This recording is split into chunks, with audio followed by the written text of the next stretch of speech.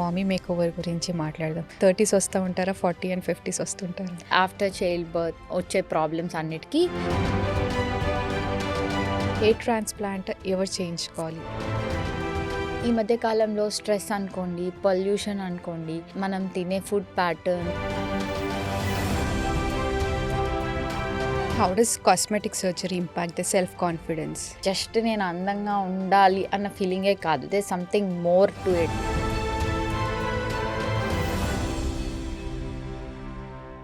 No hype, no fear, just honest health conversations. Hi, I'm Dr. Manasa Reddy.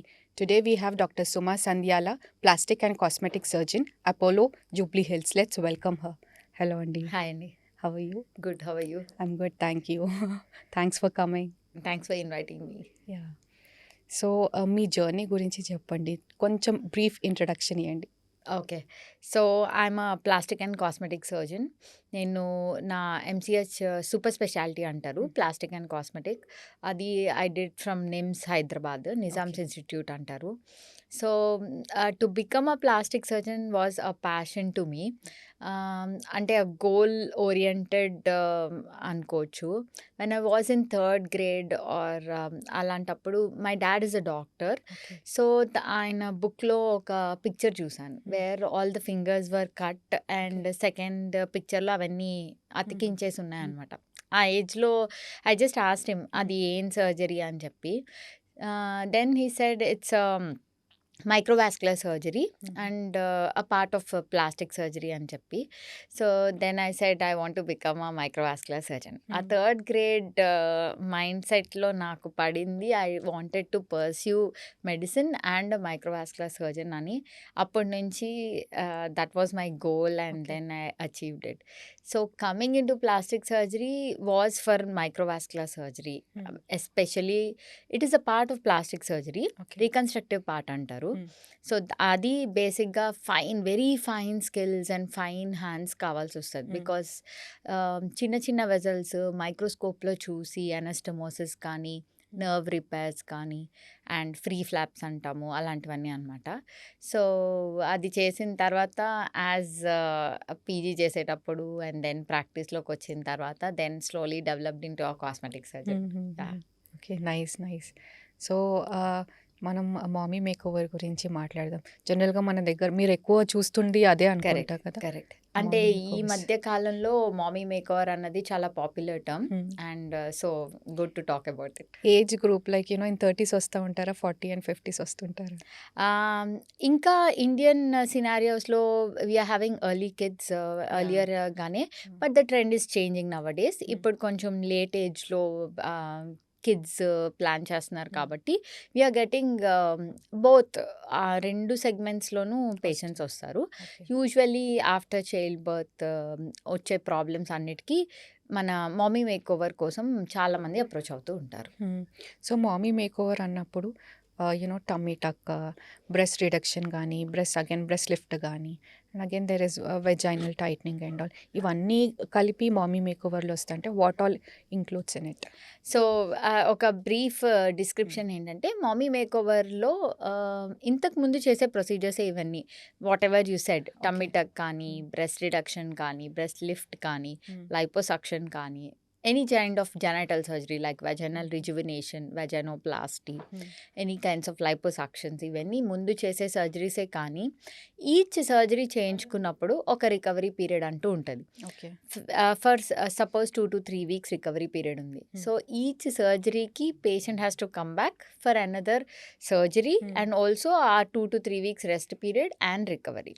So ఇది tedious for the patient అవ్వచ్చు and multiple procedures అయ్యే కొద్దీ అది కూడా stress for the patient. So ఈ mommy మేకోవర్లో ఏం చేస్తున్నాము అంటే, multiple procedures in one surgery.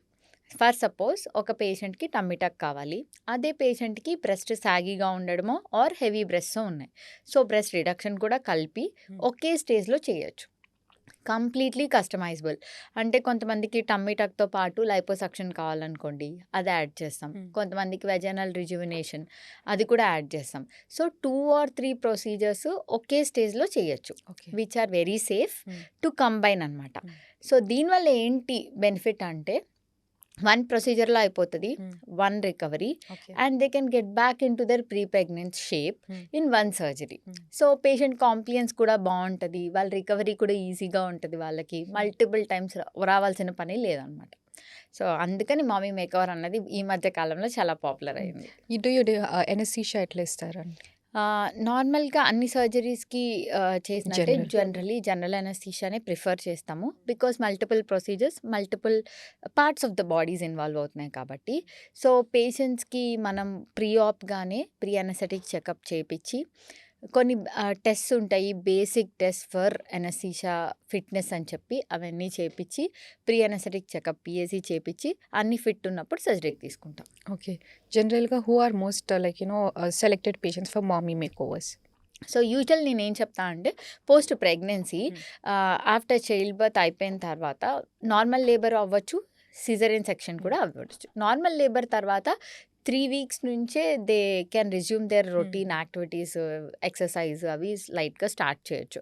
C section తర్వాత at least they will take 6-8 weeks to get back into normal చిన్న ఎక్సర్సైజెస్ అవి స్టార్ట్ చేయడానికి అండ్ అబ్డామినల్ ఎక్సర్సైజ్ చేయడానికి కనీసం 3 మంత్స్ పడతది. సో, ఆఫ్టర్ ప్రెగ్నెన్సీ వాళ్ళు కొంచెం టైం ఎక్సర్సైజ్, డైట్ కంట్రోల్ చేస్తూ, డైట్ కంట్రోల్ కూడా because they will be lactating అన్ని రెస్ట్రిక్షన్స్ చేయకూడదు. హెల్తీ డైట్ తీసుకోవాలి since they are breast feeding కాబట్టి. సో, ఇవన్నీ చేసిన తర్వాత కూడా వెయిట్ లాస్ అవ్వకుండా రెసిస్టెంట్‌గా కొన్ని పార్ట్స్ ఆఫ్ ద బాడీ ఉండిపోతాయి. అలాంటప్పుడు they will approach a plastic surgeon. So, usually after 6 months after C section అవ్వచ్చు, నార్మల్ లేబర్ అవ్వచ్చు, patients can come for consultation. Okay. But if they are breast feeding, usually breast feeding అయిపోయిన తర్వాత procedures చేస్తాం breast మీద అయితే. Tummy అయితే they can come after 6 months. So what is the difference between breast reduction, breast lift, again breast augmentation? Okay. So, బ్రెస్ట్‌లో మీరు అడిగిన 3 procedures చాలా పాపులర్ ప్రొసీజర్స్. 3 కైండ్సే ఉండొచ్చు. నేను యాజ్ వి సే ప్లాస్టిక్ సర్జరీలో బ్రెస్ట్ సైజ్ తక్కువ ఉంటే పెంచడం ఈజ్ ఆగ్మెంటేషన్. ఆగ్మెంటేషన్‌లో 2 types of procedures most popular. ఒకటి బ్రెస్ట్ ఫ్యాట్ గ్రాఫ్టింగ్ అని, ఇంకోటి augmentation with implants. So, fat grafting ఏంటంటే పేషెంట్ దగ్గర నుంచే ఫ్యాట్ ఆస్పిరేట్ చేసి దాన్ని ప్రాసెస్ చేసి మళ్ళీ రీఇంజెక్ట్ చేస్తాం బ్రెస్ట్‌లోకి. The other thing is implants. అవి సిలికోన్ ఇంప్లాంట్స్. బయట నుంచి ఫారెన్ మెటీరియల్స్ అవి. ఆ ఇంప్లాంట్స్‌తో కూడా ఆగ్మెంటేషన్ చేయొచ్చు. That is to increase the size of the breast. The other thing is breast reduction. Reduction ఏంటంటే ఫీమేల్స్‌లో ఒక్కొక్కసారి చాలా హ్యూజ్ బ్రెస్ట్స్ ఉంటాయి. అంటే అవి ఎంత హెవీగా ఉంటాయి అంటే మోస్ట్ కామన్‌గా డిస్క్రైబ్ చేస్తూ ఉంటారు నెక్ పెయిన్, బ్యాక్ పెయిన్ అని చెప్పి అండ్ స్ట్రాప్ కట్స్ అంత హెవీగా ఉంటాయి అండ్ హైజీన్ మెయింటైన్ చేయలేరు. మ్యాసరేషన్ స్కిన్ అవన్నీ వస్తూ ఉంటాయి and they have lot of social inhibition. వాళ్ళకి నచ్చిన క్లోత్స్ వేసుకోలేరు అండ్ ఆల్వేస్ ఎవరో చూస్తున్నారు అని చెప్పి అండ్ దెన్ ఇలా డ్రూపీ షోల్డర్స్ అయిపోతాయి, ష్రగ్ చేస్తారు, అవన్నీ ఉంటాయి. సో, వీళ్ళకి బ్రెస్ట్ రిడక్షన్ అన్న సర్జరీ చేస్తాం. దీనిలో ఏంటంటే size and shape of the బ్రెస్ట్‌ని రెడ్యూస్ చేసి స్మాల్, రౌండ్, ఎలివేటెడ్ బ్రెస్ట్‌ని ఇవ్వచ్చు. అది breast reduction. So, the other thing is breast lift. Breast lift ఏంటంటే ఒక్కొక్కసారి పోస్ట్ ప్రెగ్నెన్సీ అండ్ లాక్టేషన్ తర్వాత or massive weight loss, general ageing process వల్ల breast బాగా సాగిపోయినట్టు ఉంటాయి, సాగీ బ్రెస్ట్. అలాంటి వాళ్ళకి మనం చేసే ప్రొసీజర్ బ్రెస్ట్ లిఫ్ట్. దానిలో we can make it elevated, round, firm, యూత్‌ఫుల్‌గా చేయొచ్చు అన్నమాట. That is called breast lift. But ఎంత సేఫ్ ఇవి? సో, ప్లాస్టిక్ సర్జరీలో మోస్ట్ కామన్ అదర్ సర్జరీస్‌లా కాకుండా సేఫ్టీ అన్నది ఇట్ మ్యాటర్స్. ఎందుకు అంటే వేరే సర్జరీస్ నీకేదైనా ఫ్రాక్చర్ అయిందనుకోండి, దానికి ట్రీట్మెంట్ ఇవ్వాలి, సర్జరీ చేయాలి అంటే that has to be done and it will be done. But whereas plastic surgery is chosen. మీకు అందంగా కనిపించాలనో or you have aesthetically changes చేయడానికే మనం కాస్మెటిక్ సర్జరీ చేయించుకుంటాం. సో, చాలామందికి ఇంకా ఇన్హిబిషన్స్ ఉన్నాయి ఇది ఎంత సేఫ్ అని చెప్పి. It is safe when done by a board certified plastic surgeon. మన మంచి బోర్డ్ సర్టిఫైడ్ ప్లాస్టిక్ సర్జన్‌లో ఈ ప్రొసీజర్స్ అన్నీ అప్రూవ్డ్ ప్రొసీజర్స్. వీటన్నిటికీ చాలా స్టడీస్ అయ్యాయి. చాలామంది దీన్ని ట్రై చేశారు. దీనికి కొన్ని రూల్స్ అప్రూవ్డ్, అంటే లైపోసక్షన్ అంటే వీళ్ళల్లో చేయొచ్చు, ఇంత ఫ్యాట్ యాస్పిరేట్ చేయొచ్చు, ఎలా కస్టమైజ్ చేయాలి, టెక్నిక్స్ ఎలా పాటించాలి, ఇవన్నీ మేము నేర్చుకున్నవి. And these are all safe and approved procedures. So plastic surgery is safe when done by a board certified plastic surgeon. How a patient should select board certified అనేది? So ఇది second part. Because cosmetic surgery is a huge expanding branch. ఈ మధ్య కాలంలో ప్రతి ఒక్కళ్ళు అసలు Insta reel కానీ అసలు సోషల్ మీడియా తీస్తే ఎంతో మంది కాస్మెటిక్ ప్రొసీజర్స్ గురించి మాట్లాడేస్తారు. వెరీ బేసిక్ సలూన్ నుంచి చూస్తూ ఉంటే రీసెంట్ రీసెర్చ్ ఏం చెప్తుంది, మన హైదరాబాద్ ప్రస్తుతం ఉన్న దగ్గర ఖాళీ ఓన్లీ 18,000 సర్టిఫైడ్ డర్మటాలజిస్ట్ మాత్రమే ఉన్నారు. So we don't know who is both certified. And మనం రీసెంట్గా చాలా కేసెస్ చూసినాము who has no certifications anything. So అట్లా ఎట్లా పేషెంట్ సెలెక్ట్ చేసుకోవాలి, వాళ్ళ లైఫ్ని ఎట్లా రిస్క్లో పెట్టకుండా చూసుకోవాలి? కరెక్ట్. సో ఇప్పుడు మనం surgeon or any cosmetic procedure dermatologist కానీ ప్లాస్టిక్ సర్జన్ దగ్గరికి వెళ్తాం. సో వాళ్ళని సెలెక్ట్ చేసుకునేటప్పుడు ఏంటంటే మేము మా క్లినిక్స్లో కానీ హాస్పిటల్స్లో కానీ మా నేమ్ డిస్ప్లే చేసినప్పుడు కింద డిగ్రీస్ డిస్ప్లే చేస్తాం. దాంతోపాటు ఒక నంబర్ ఉంటుంది మాకు. మెడికల్ కౌన్సిల్ ఆఫ్ ఇండియాకి రిజిస్టర్ అయి ఉంటాం. And if you are practising in Telangana medical council కూడా అఫిలియేషన్ ఒక నంబర్ ఇస్తారు. ఆ నంబర్ కనుక వెతికితే మన కింద ఉన్న డిగ్రీస్ అన్నీ డిస్ప్లే అవుతాయి. సో దాంట్లో ప్లాస్టిక్ సర్జన్ అంటే ఏంటి, ఎంఎస్ జనరల్ సర్జరీ చేసి MCh plastic, that's super specialisation. డర్మటాలజిస్ట్కి కూడా అలాగే డిగ్రీ ఉంటుంది. అండ్ ప్లాస్టిక్లో కూడా ఇంకొక డిఎన్బి అని కూడా ఉంటుంది, అది కూడా. అలాంటి approved degrees, board certified degrees వాళ్ళ దగ్గరికి వెళ్ళాలి. మనం ఒక డాక్టర్ని సెలెక్ట్ చేసుకునేటప్పుడే వాళ్ళ గురించి వాళ్ళ ప్రొఫైల్ కానీ, ఇప్పుడు అంతా సోషల్ మీడియా కాబట్టి వాళ్ళ వెబ్సైట్లో వాళ్ళ నంబరు ఉంటుంది, వాళ్ళ డిగ్రీస్ డిస్ప్లే. అలాంటి అంటే ఫేర్గా ఉన్న డాక్టర్ ఎవరైనా అలాగే చెప్తారు. When they don't have a degree, వాళ్ళు క్వాలిఫైడ్ కానప్పుడు వాళ్ళ డిగ్రీస్ డిస్ప్లే చేయరు, వాళ్ళ క్వాలిటీస్ ఇవ్వరు. సో అలాంటి వాళ్ళని అవాయిడ్ చేస్తే బెటర్. సో పేషెంట్స్ ఈ మధ్య కాలంలో ఒక్క ప్రైస్ ట్యాగ్ గురించి ఎవరు తక్కువ చేస్తే వాళ్ళ దగ్గరికి వెళ్ళిపోతున్నారు, అది కరెక్ట్ కాదు. Yes, money matters. దాని నుంచి ఎఫోర్డబుల్గా ఏది ఉంటే వాళ్ళతో చేయించుకోవడం తప్పులేదు. కానీ కన్సల్ట్ 2 or 3 డాక్టర్స్, ఎవరు నచ్చితే మీకు, ఎవరితో మీకు కనెక్ట్ అయ్యి బాగుంటుందో వాళ్ళు చెప్పిన ప్రైసెస్లో మీకు ఎఫోర్డబుల్ ప్రైసెస్ని సెలెక్ట్ చేసుకోవచ్చు. అంతేకాని ప్రైస్ తక్కువ ఉంది అని చెప్పి క్వాక్స్ దగ్గరికి కానీ అన్క్వాలిఫైడ్ పర్సన్స్ దగ్గర చేయించుకోకూడదు. మేబీ 80-90% పీపుల్కి తెలియక వెళ్ళడం వల్ల వాళ్ళు కూడా అటెంప్ట్ చేస్తున్నారేమో. ఒక పేషెంట్ కనుక అడిగితే మీ డిగ్రీ డిస్ప్లే చేయమని, doctor has to show they degree. So అలా అడగడం స్టార్ట్ చేసి వెరిఫై చేసుకొని వెళ్తే ఇట్లాంటి కాంప్లికేషన్స్ రావు అండ్ ప్లాస్టిక్ సర్జరీకి చెడ్డ పేరు రాదు. But I don't think so. పేషెంట్స్కి కూడా అడగాల వద్దా అనే మొహమాటం ఉంటుంది, అండ్ అడగాలని చాలా మందికి తెలియదు. అట్లాంటి వాళ్ళు ఉంటారు. ఇప్పుడు మేము ఎందుకు అంటే, ఇంతకుముందు డాక్టర్స్ ఎప్పుడు సోషల్ మీడియాలో కనిపించే వాళ్ళు కాదు. And we are not very active on social media. మాకు ఇట్లాంటివి తెలీదు. I'm third generation doctor in my family. మా పేరెంట్స్, గ్రాండ్ పేరెంట్స్ ఎప్పుడు చేయలేదు. This is new to me also. కానీ ఇప్పుడు మేము ఎలా ఫామ్ అవుతున్నాం అంటే, ఫ్రెండ్స్, కొలీగ్స్ కూడా we are trying to be active on Insta. ఎందుకు అంటే ఫాల్స్ ఇన్ఫర్మేషన్ని ఆపేసి ట్రూ ఇన్ఫర్మేషన్ని ప్రొవైడ్ చేద్దామని. I think will be more successful in few more years when more and more doctors come forward and present themself. So మేము ఇచ్చేది ఏంటంటే, మా దగ్గరికి రమ్మని కాదు, ఫాల్స్ ఇన్ఫర్మేషన్ని కట్ డౌన్ చేయాలి, మంచి ఆథెంటిక్ ఇన్ఫర్మేషన్ని పేషెంట్స్కి ఇవ్వాలి. That we are trying. So I think will be successful in few more years. Awareness పెంచడానికి మాత్రం we are trying that. Yes. So hair transplant గురించి మాట్లాడదాం. హెయిర్ ట్రాన్స్ప్లాంట్ ఎవరు చేయించుకోవాలి? ఎనీ ఏజ్ గ్రూప్ స్పెసిఫికేషన్స్ ఉన్నాయా? సో హెయిర్ ట్రాన్స్ప్లాంట్ ఇప్పుడు మళ్ళీ అనదర్ పాపులర్ ప్రొసీజర్. ఈ మధ్య కాలంలో అంటే 2 థింగ్స్. ఏజ్ గురించి చూసుకుంటే వెరీ ఎర్లీగా, ఇంతకుముందు బాల్డింగ్ అంటే ఒక 50 years తర్వాత పెద్దవాళ్ళల్లో మేల్ ప్యాటర్న్ బాల్డ్నెస్ అని అలా స్టార్ట్ అయ్యేది. అది నార్మల్ జెనెటిక్గా రన్ అయ్యేది. సో కానీ ఈ మధ్య కాలంలో స్ట్రెస్ అనుకోండి, పొల్యూషన్ అనుకోండి, మనం తినే food patterns, adulterated food, lifestyle changes, everything, దీనివల్ల వెరీ ఎర్లీగా మనం హెయిర్ లాస్, బాల్డింగ్ చూస్తున్నాం. యంగ్ మెన్ కూడా అరౌండ్ 25 ఇయర్స్ వాళ్ళకి కూడా చాలా హెయిర్ లాస్ చూస్తున్నాం. So, initial stages of hair loss when ఆ హెయిర్ ఎక్కువ పడిపోతుంది అని స్టార్ట్ అయినప్పుడు వచ్చిన వాళ్ళని మనం చాలా మటుకు నాన్ సర్జికల్‌గా హ్యాండిల్ చేసి హెయిర్ లాస్‌ని ట్రీట్మెంట్స్ ఉంటాయి. సో, అది ఆ స్టేజ్ దాటిపోయి స్కాల్ప్ బాగా కనిపిస్తూ మోర్ దెన్ 50% హెయిర్ లాస్ అయిపోయి అండ్ బాగా రిసీడింగ్ ఫోర్ హెడ్ అలా ఉన్నప్పుడు then will go for hair transplant. So, hair transplant plastic surgeons దగ్గరికి వచ్చినప్పుడు వి అసెస్ దెమ్. ఇది నాన్ సర్జికల్‌తో అవ్వదు అనుకుంటే హెయిర్ ట్రాన్స్‌ప్లాంట్ వాళ్ళకి అడ్వైస్ చేస్తాం. Hair transplant is a safe procedure usually done under local anaesthesia and ఇది ఏంటంటే it's a proper surgical technique. So, very sterile ఎన్విరాన్మెంట్‌లో ఒక మంచి థియేటర్ సెట్టింగ్‌లో చేస్తాం. ఎందుకు క్వాలిఫైడ్ డాక్టర్సే చేయాలి.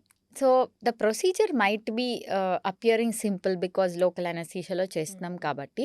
కానీ అన్ని స్టెరైల్ ప్రికాషన్స్, అసెప్టిక్ టెక్నిక్స్ వాడాలి. దీంట్లో ఇన్‌స్ట్రుమెంట్స్ సరిగ్గా లేకపోయినా ఆర్ స్టెరైల్ టెక్నిక్స్ వాడకపోయినా, ప్రొసీజర్ సరిగ్గా లేకపోయినా there are many complications. Infections రావచ్చు, రిజల్ట్ సరిగ్గా రాకపోవచ్చు, చాలా రావచ్చు. ఇవన్నీ ఎవరు అన్‌క్వాలిఫైడ్ పర్సన్స్ ఇవన్నీ టెక్నిక్స్, ప్రోటోకాల్స్ ఫాలో అవ్వకపోవడం వల్ల వచ్చిన కాంప్లికేషన్స్. సో, అందుకని ఆ ప్రొసీజర్‌కే పాపులారిటీ తగ్గిపోతుంది. Patients get scared. ఎక్కడో స్కాల్ప్ నెక్రోసిస్ వచ్చిందంటారు, ఎక్కడో ఇన్ఫెక్షన్ వచ్చిందంటారు, ఎక్కడో డెత్ అయిందంటారు. సో, ఇట్లాంటివన్నీ చూసేసరికి భయమేస్తది పేషెంట్‌కి. సో, యూజువల్‌గా న్యూస్‌లో కొన్ని హైలైట్ అయినప్పుడు ఇంకా దాని తర్వాత వచ్చిన ప్రతి పేషెంట్ అదే భయంతో అడుగుతా ఉంటారు. వాళ్ళని మేము మళ్ళీ రీకౌన్సిల్ చేసి అది ఏ సర్కమ్‌స్టాన్సెస్‌లో చేశారో, ఎవరు చేశారో తెలీదు. మీరు మా దగ్గర చేయించుకుంటే మేము అన్ని ప్రోటోకాల్స్ ఫాలో అవుతాం because we know what it is. So, అలా కన్విన్స్ చేసినప్పుడు పేషెంట్స్ అర్థం చేసుకుంటారు and they will get it done. So, what are the advance techniques ఈ ట్రీట్మెంట్‌లో? హెయిర్ ట్రాన్స్‌ప్లాంట్‌లో మేము ఇప్పుడు వాడేది మా దగ్గర ఎఫ్‌యుఈ టెక్నిక్ అంటారు. Follicular unit extraction. దాంతో ఇవి ఏంటంటే single unit of hair follicles extract చేసి ఇంప్లాంట్ చేస్తాము. ఇది completely done under local anaesthesia. Depending upon the number of grafts మేము టైం డిసైడ్ చేస్తాము. ఒక్కొక్కసారి చాలా huge loss, vast area cover చేయాలి అనుకున్నప్పుడు మోస్ట్ కామన్ ఏరియా స్కాల్ప్ నుంచి డోనర్ తీసుకుంటాము. అది కాకుండా బియర్డ్ తీసుకోవచ్చు, చెస్ట్ హెయిర్ తీసుకోవచ్చు. సో, అట్లా డిపెండింగ్ ఆన్ ద పేషెంట్స్ డోనర్‌ని బట్టి డిసైడ్ చేస్తామనమాట. ఓకే. బట్ ఒక్కసారి మీరు ట్రీట్మెంట్ ఇచ్చిన తర్వాత మీరు యూ కెన్ అష్యూర్ లైక్ మళ్ళీ హెయిర్ ఫాల్ ఉండదు అని? సో, యూజువల్‌గా ట్రాన్స్‌ప్లాంటెడ్ హెయిర్ ఏంటంటే అది ఫాలో అవ్వకుండా వన్స్ ట్రాన్స్‌ప్లాంట్ అయిపోయిన హెయిర్ యాక్సెప్ట్ చేసిన తర్వాత అది ఫాలో అవ్వదు. కానీ మామూలుగా ఉన్న మేల్ ప్యాటర్న్ బాల్డ్‌నెస్ కానీ, వాళ్ళకున్న హెయిర్ లాస్ కానీ అది కంటిన్యూ అవుతుందనుకోండి. సో, వాళ్ళకేం చెప్తాము అంటే మా దగ్గర ఫాలో అప్ అవుతూ వీ హ్యావ్ టు ఈ ట్రాన్స్‌ప్లాంటెడ్ హెయిరే కాకుండా ఉన్న హెయిర్‌ని కూడా కాపాడాలి.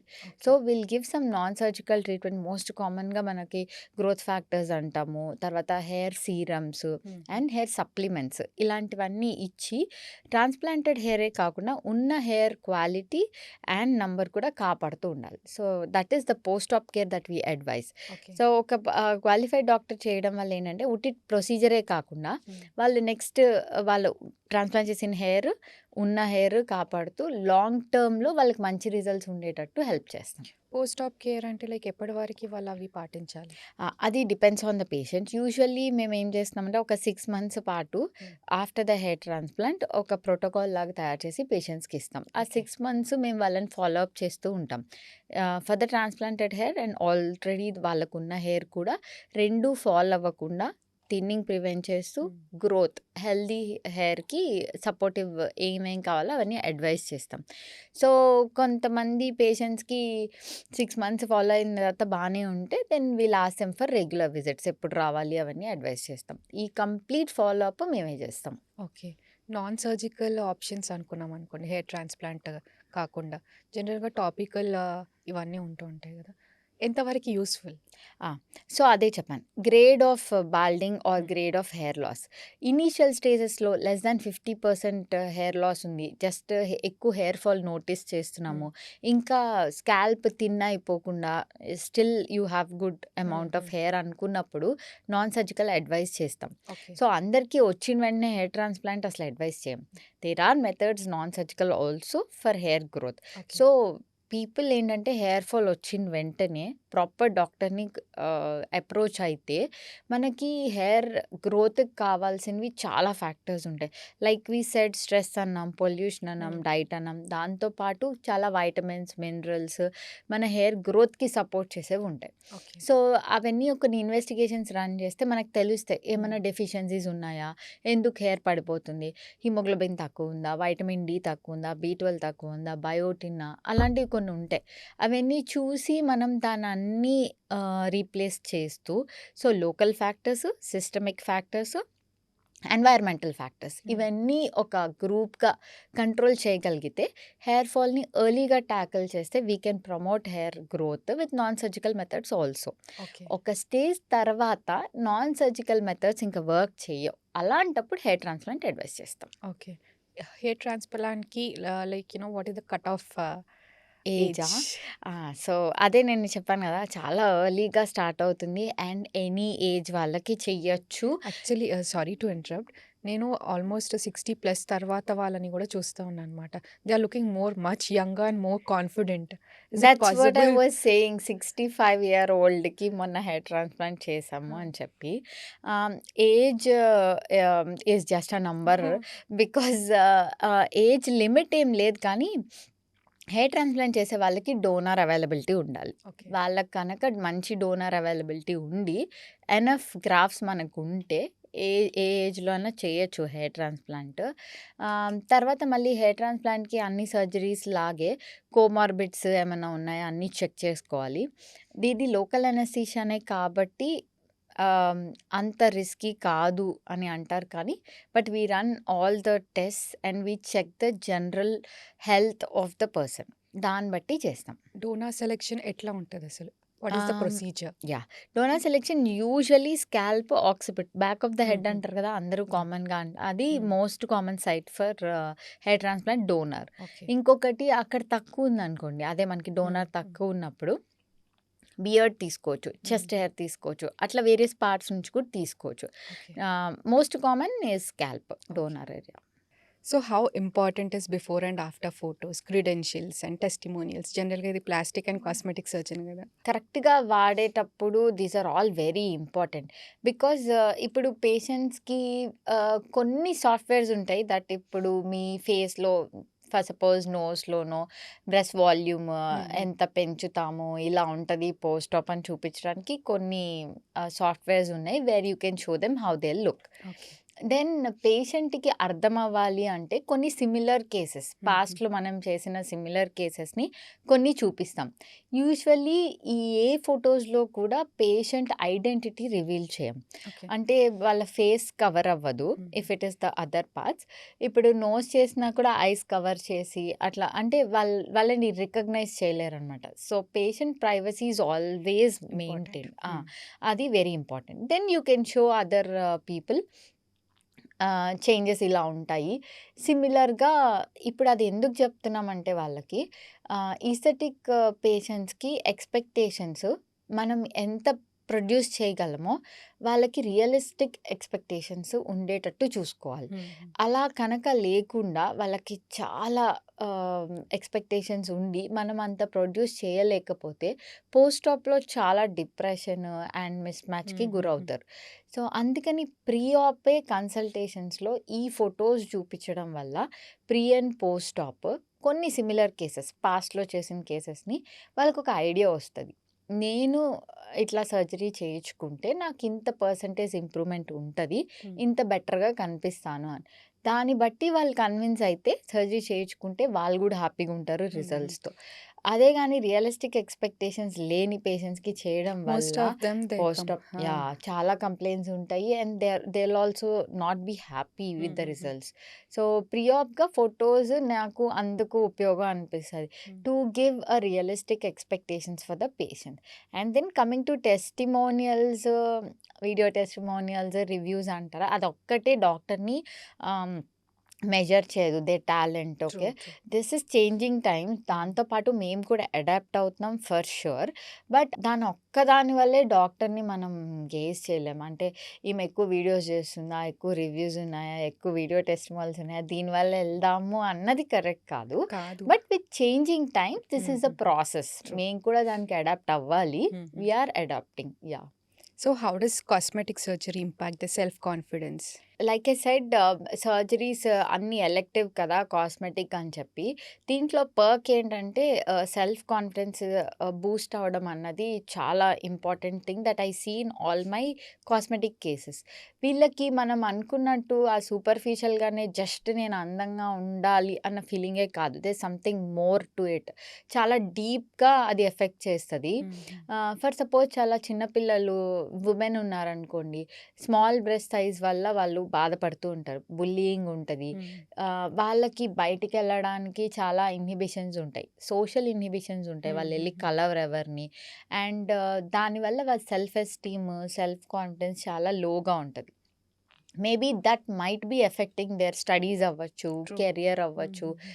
సో, ఇలాంటి వాళ్ళకి మనం సర్జరీ చేసినప్పుడు there is a lot of change. Hmm. అంటే వాళ్ళ సెల్ఫ్ కాన్ఫిడెన్స్ లెవెల్స్ చాలా పెరుగుతాయి. ఓకే. అలా పెరిగినప్పుడు వాళ్ళ if it is adding value to their అంటే బాగా చదువుతున్నారనో హుహు. Or their career, something adding to their career is very important. So, అలాంటి వాళ్ళలో చేంజ్ చూసినప్పుడు yes, cosmetic surgery is making an impact hmm. అనిపిస్తది. డెఫినెట్‌లీ అంటే జస్ట్ లుకింగ్ బ్యూటిఫుల్ వల్లే కాన్ఫిడెన్స్ ఉంటదా అంటే కాదు. కొంతమంది వుమెన్ కెరియర్ చాలా హై పొజిషన్స్‌లో ఉండి ఒక్కొక్కసారి నా దగ్గరికొచ్చిన వాళ్ళు, కొన్ని డ్రెసెస్ వేసుకుంటే నాకు కాన్ఫిడెంట్‌గా ఉండట్లేదు మేడం. హుహుహు. నేను పబ్లిక్ స్పీకింగ్ చేయలేకపోతున్నాను. ఓకే. ఇంటర్వ్యూస్‌లో నన్ను ప్రెజెంట్ చేసుకోలేకపోతున్నాను హ్మ్. అంటారు. హ్మ్. అట్లాంటి వాళ్ళకి if we can help them with some kind of change, liposuction అవ్వచ్చు, బాడీ కాంటూరింగ్ అవ్వచ్చు, వాటెవర్. హ్మ్. చిన్న చేంజెస్ వల్ల వాళ్ళ సెల్ఫ్ కాన్ఫిడెన్స్ చాలా ఇంక్రీజ్ అవుద్ది. హ్మ్. అలాంటి వాళ్ళు చాలా మందిని చూసిన తర్వాత యెస్, కాస్మెటిక్ సర్జరీతో కూడా వీఆర్ ఇంపాక్టింగ్ దేర్ లైఫ్ అనిపిస్తది. That gives a lot of satisfaction to me. హుహు. How is it about again people మళ్ళీ డిప్రెషన్‌లోకి ఎళ్తారన్నారు గదా! Is it really thought hard? డెఫినెట్‌గా ఉంటది. దీంట్లో కూడా మనకి 2 ఎండ్స్ హుహు. ఉంటాయి. చాలామంది జెన్యూన్‌గా కన్సర్న్స్ ఉంటాయి వాళ్ళకి. ఎసిమెంట్రీ ఆర్ లావుగా ఉందనో, సన్నగా ఉందనో, సమ్ కైండ్ ఆఫ్ ఇష్యూ వాళ్ళు చూసుకొని రికగ్నైజ్ చేసుకుంటారు. అది మనం అడ్రెస్ చేస్తాము. And then they are okay. మంచిగా సెల్ఫ్ కాన్ఫిడెన్స్ పెరుగుతది. And they are okay. కొంతమందికి రిపీటెడ్‌గా ఆహ్, సర్జరీస్. ఆ! అలవాటుంటది. అండ్ ఏదో బాలేదు నాలో, ఐ నీడ్ హుహు. టు చేంజ్ సంథింగ్ అని they fall at the other spectrum. హ్మ్. కొన్ని సార్లు బాడీ డిస్మార్ఫిక్ డిసార్డర్ అని కూడా కొంతమందికి ఉండొచ్చు. ఓకే. అలాంటి వాళ్ళు మనం కన్సల్టేషన్‌లో వీ కెన్ ఐడెంటిఫై దెమ్. హుహుహు. వాళ్ళ కంప్లెయింట్స్‌ని బట్టి కానీ, యాటిట్యూడ్‌ని బట్టి కానీ, ఆర్ ప్యాటర్న్. ప్రీవియస్‌గా వాళ్ళు హ్మ్. చేయించుకున్న సర్జరీస్ అవన్నీ చూసిన తర్వాత మనకు అర్థమవుతది. ఇఫ్ నీడెడ్ వాళ్ళకొక సైకలాజికల్ అసెస్మెంట్ కూడా చేస్తాం. ఓకే. అవసరమైతే హ్మ్. కౌన్సెలింగ్ అండ్ కన్సల్టేషన్ కూడా తీసుకుంటాం. Okay. When we suspect. Otherwise most of them are happy. మనం ఇనీషియల్‌గా వాళ్ళకి డౌట్స్ ఉన్నా కూడా హ్మ్. కన్సల్టేషన్ తర్వాత they will be more open to discussion. They will be more accepting ఈ రిజల్ట్స్ ఇలా వస్తాయి అని. అలాంటి వాళ్ళకి we can go ahead with the surgery. Hmm. కొంతమందిని ఐడెంటిఫై చేసిన వాళ్ళకి మాత్రం counselling. Body contour and liposuction 2 ఒకటేనా? లైపోసక్షన్‌కి కూడా మీరన్నట్టు చాలా బ్యాడ్ నేమ్ అండ్ చాలా స్కేరీ ప్రొసీజర్ అని దానికొక పేరు పడిపోయింది. హుహు. Actually liposuction is a very good procedure when done for liposculpture or body contouring. Okay. అంటే it is not a weight loss procedure. చాలా మందికి ఈ పర్సెప్షన్ ఉండదు. నేను చాలా లావున్నాను, నేను లైపోసక్షన్ చేయించుకుంటాను. అది కరెక్ట్ కాదు. అది అసల వెయిట్ లాస్ ప్రొసీజర్ కాదు liposuction. It is a contouring procedure. Okay. అంటే ఒక్కొక్కసారి మనం ఎంత డైట్ చేసినా, ఎంత ఎక్సర్సైజ్ చేసినా, whatever you do, some pockets of the fat doesn't go away. కొంతమందికి ఆర్మ్స్ అయి ఉండొచ్చు, కొంతమందికి అబ్డోమెన్ అయి ఉండొచ్చు, కొంతమందికి లవ్ హ్యాండిల్స్ అంటాం, కొంతమందికి లోవర్ బాడీ. ఇలాంటి వాళ్ళకి ఆ రెసిస్టెంట్ ఫ్యాట్ డిపాజిట్స్ని తగ్గించడానికి, కాంటూర్ చేయడానికి వాడే ప్రొసీజరే లైపోసక్షన్. ఓకే. సో లైపోసక్షన్లో ఒక పర్సన్ బాడీ వెయిట్ ప్రకారం సేఫ్గా 10% ఆఫ్ దేర్ బాడీ వెయిట్ని లైపోసక్షన్ సేఫ్ లిమిట్స్లో చేసుకోవచ్చు. When it is done for weight loss or massive ఎక్కువ లైపోసక్షన్ చేసేసి మెనీ లీటర్స్ ఆఫ్ ఫ్యాట్ని ఆస్పిరేట్ చేయడం వల్ల కాంప్లికేషన్స్ రావచ్చు. ఓకే. సో అందుకని ఎప్పుడైనా అప్రూవ్డ్ గైడ్ లైన్స్లో liposuction is very safe procedure. ఇందాక మీరు అన్నట్టు ఓన్లీ 10% ఆఫ్ బాడీ ఫ్యాట్ అన్నారు కదా, what happens beyond it? Beyond it అని కాదు, అదొక గైడ్ లైన్లో సేఫ్ లిమిట్స్లో ఇది లైపోసక్షన్ చేయొచ్చు అని. Liposuction is also a surgical procedure.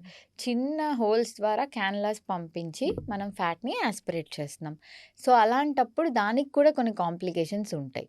మన బాడీలో ఎక్కువ ప్రపోర్షన్ ఆఫ్ ద ఫ్యాట్ని తీసేయడం వల్ల బాడీలో మనకి వాటర్, ఎలక్ట్రోలైట్స్ ఇంబ్యాలెన్స్లు వీటి వల్ల మన బాడీ మెకానిజము ఆల్టర్ అయ్యే అవకాశం ఉంటుంది పోస్ట్ ఆప్. ఓకే. ఓకే, అది ఒక సేఫ్ లిమిట్లో 10% చేసుకున్నప్పుడు వెరీ సేఫ్ ప్రొసీజర్ అంటాం. మోర్ దెన్ దట్ వెళ్ళే కొద్దీ కాంప్లికేషన్ రేట్ ఇంక్రీజ్ అవుద్ది అంటారు. సో అందుకని దీన్ని ఎవరు కరెక్ట్గా ఇంత చేయొచ్చు, మీకు ఇంత సేఫ్ లిమిట్స్లో చేసుకోవచ్చు, ఇన్ని పార్ట్స్ని చేయొచ్చు అన్నది ప్లాస్టిక్ సర్జన్ డిసైడ్ చేస్తారు. Okay. So it depends on body to body. డెఫినెట్గా, ఎందుకంటే బిఎంఐ కూడా ఇంపార్టెంట్ దీనికి.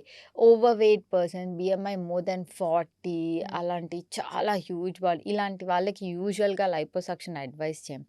Liposuction usually stable weight and ఆ రెసిస్టెంట్ ఫ్యాట్, ఎక్కడైతే వాళ్ళు ఏం చేసినా ఆ ఫ్యాట్ పోవట్లేదు అంటారు, అలాంటి వాళ్ళకి అలాంటి ఏరియాస్ని టార్గెట్ చేసి చేస్తాం. యూజువల్లీ ఒక ప్రొసీజర్లో మోర్ దాన్ 1 సైడ్ చేయొచ్చు అండ్ కాంటూరింగ్కి చాలా బాగుంటుంది లైపోసక్షన్. ఇది ఒక సెషన్లోనే you can finish it off? అదే దట్ డిపెండ్స్. ఇప్పుడు అదే అంటున్నాను కదా, ఒక్కొక్కసారి కొంతమందికి మల్టిపుల్ సైడ్స్ 1 సెషన్లోనే చేయొచ్చు, because that will fall under 10% of their body wait.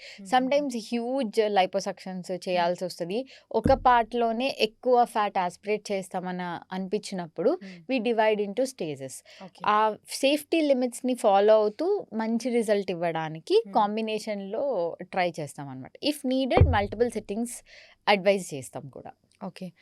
After liposuction ఎట్లాంటి పోస్ట్ ఆప్ ఎట్లా ఉంటుంది? సో లైపోసక్షన్ అయిపోయిన తర్వాత యూజువల్లీ పోస్ట్ ఆప్లో most important thing is compression garments.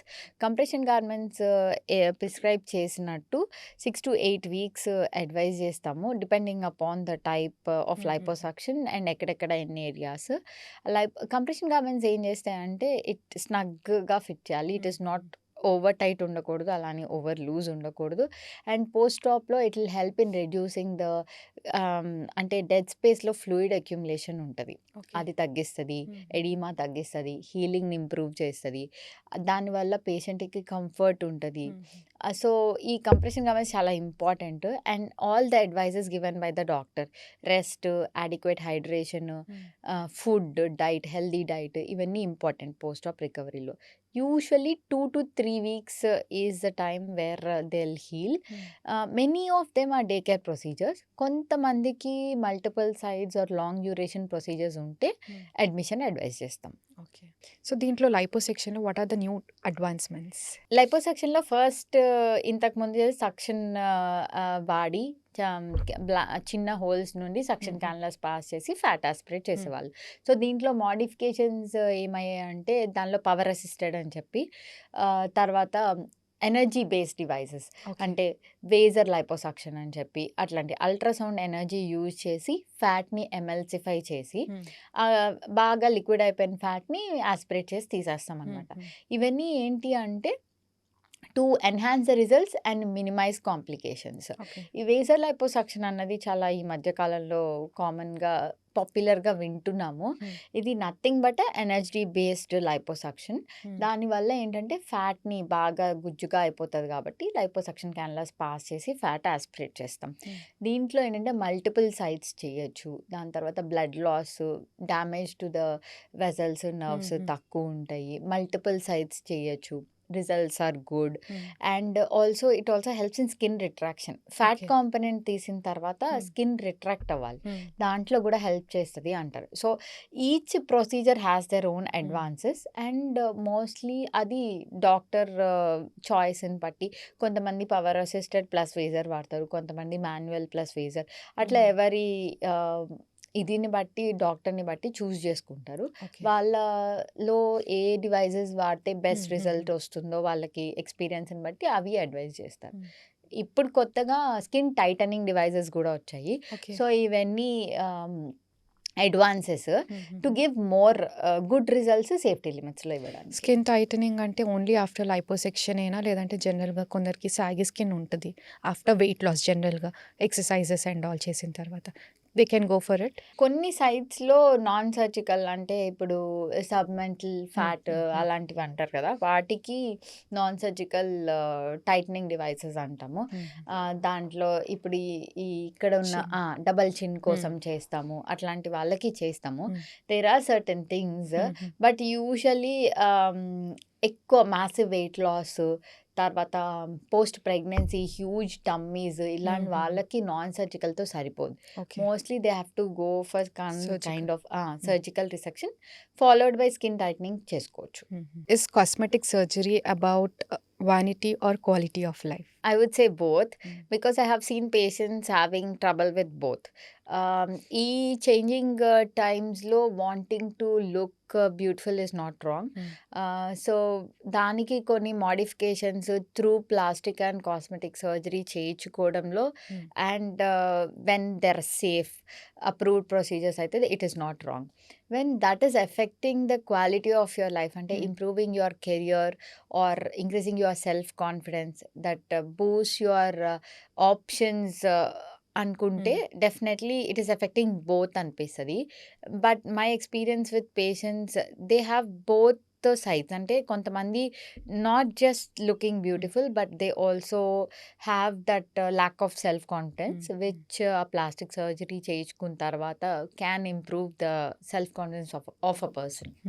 What advice would you give for our podcast listeners? So that's the advice I keep on giving people. ఎందుకు అంటే because of the increasing social media influence,